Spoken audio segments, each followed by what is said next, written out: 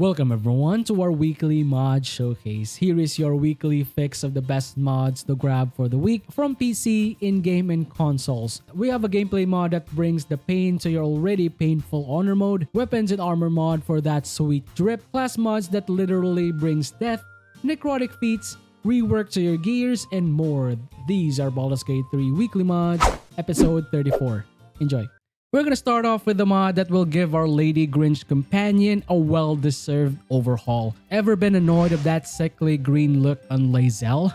Want to give her a more toned down color scheme that is more into a goth-like aesthetic that is somewhat different to the original? The mod even changes her eye colors into something cosmic, into a more silvery-like look. Yes, I know Githyankis are supposed to be space pirate aliens with green skin. I don't know about you guys, but I imagine the Gith fits perfectly as a race from Dragon Ball for some reason.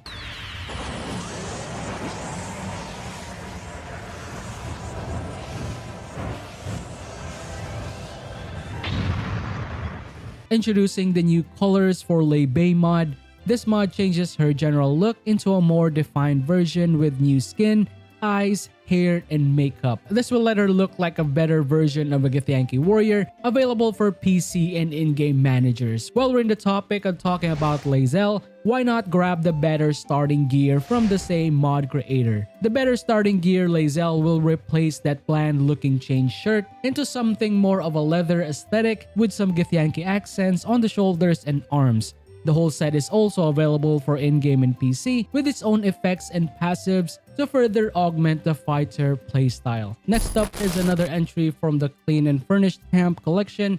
Now Rivington Farm is up next to get a glow up. The destroyed house is finally fixed, and finally somebody took care of that damn badger corpse that has been rotting there like forever. The broken barn also has some improvements among others. Here's some comparisons.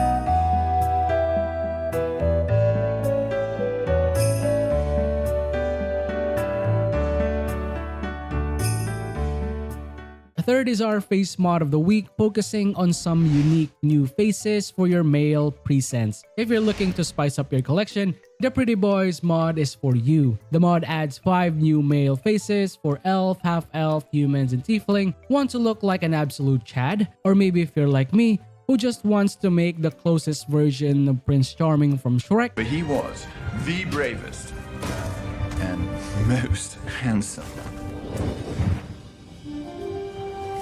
Anyway, this mod is available for PC. Second face mod of the week will be for our Gnome and Halfling enjoyers. Sad to say, Gnomes and Halflings are two of the least played races in Baldur's Gate 3. Halflings may be quite interesting because of their class features that are really nice for some crit fishing or control builds, while the Gnome may be good for some stealth gameplay. Most likely, you'll be playing them if you're gonna be doing some charisma builds. It is a great option. So for today, we'll be adding more faces, so you can be the best looking gnome and halfling that you can be with the Lydia's heads. The Lydia face mods are available for PC and an in-game manager, while for the consoles, the Gnome and Halflings is still on its way. As of today, we already have version 1 and 2, so that'll be 8 faces for your Gnome and 4 for your Halflings. The faces are only available for body type 1, but if you're looking for something more, the Lydia's collection has some really nice assortments that you'll certainly like. Are you a fan of Divinity Original Sin 2? Want to fix those boring DLC items and make them iconic like in the game? Notice that those items are just cosmetic and you can't even use them in battle. Now, you'll definitely have a reason to include them in your build. The DLC items remastered and the DLC unleashed. There are 2 different mods that improves the DLC items into something more legendary. If you're gonna ask what's the difference between the two, Well, the remastered version turns the DLC items into something of a powerful relic. I mean, it's just ridiculously OP. One item can have 2 to 4 passives like crit modifiers, free movement, damage bonuses, skills like Maddening Scream that grants short rest but can also make your allies go crazy and attack each other. The DLC Remastered is truly fitting for those legendary gear from legendary characters. As for the DLC Unleashed, it has more balance and synergy to your gameplay, like having the same effects of certain items in the vanilla version. For example, Feral Instinct for the hat, Psychic Resistance AoE buff for the ring, homing weapons that returns after you throw it, etc. Depending on what playstyle you like, DLC items now has purpose and not just to get stored in your chest to be forgotten. Now let's check out a great mod that was recommended by the mod creator. I'm really happy that I could bridge the gap between mod creators and modders to give actual feedback to the projects that they make. For our class mod of the week is another unique take on the Reaper class.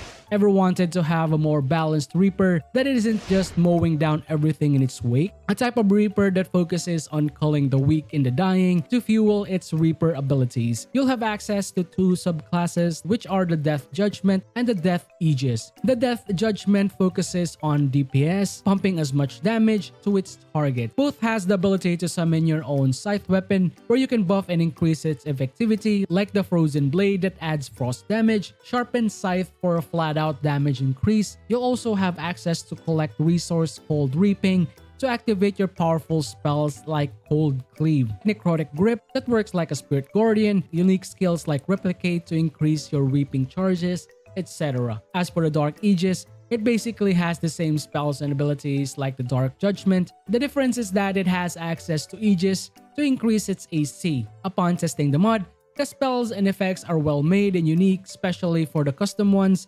Unfortunately, some of the spells don't work in my playthrough, like the Reaping Grip doesn't work when I have 3 Reaping Charges for some reason. I would love to have Reaping Charges from the start though, as most spells need the resource to use them, so most likely you'll be limited to the spells that you're gonna be using from the start. Aside from that, really good race mod, thank you for the recommendation. The mod is available for PC and in-game manager, so check it out. Talking about soul reaping and death, why not grab our gameplay mod of the week that adds new necromancy feats to your builds? I'm talking about another entry to the Volcrana series from actual Sailor Cat, which is the Lich feat. This mod will add 7 new necromancy inspired by the Lich. Feats like Death Rush, that's great for melee fighter builds that gives additional necrotic damage, and the free maneuver from the fighter class. Decaying Touch is great for your monks, which also adds necrotic damage. My favorite is the Legion of Bones that feels like your Yamamoto from Bleach.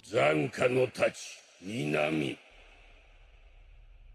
わしがこれまでに切った者たちの肺に我が刃の熱を与えて叩き起こす This feat will let you automatically summon skeletons when your enemies die around you. To further power up your legion, the Lord Beyond will increase the stats of your skeleton summons by 6. Those are just few examples. There's still so much cool feats that you can discover and play around, only available for PC. For our first armor mod of the week will be a trendy collection for our Dark Urge Slayers. Not only you look amazing with each armor and weapons, you also have some improved VFX to your skills and Slayer form transformations, available for consoles and in-game manager. Here's a quick showcase.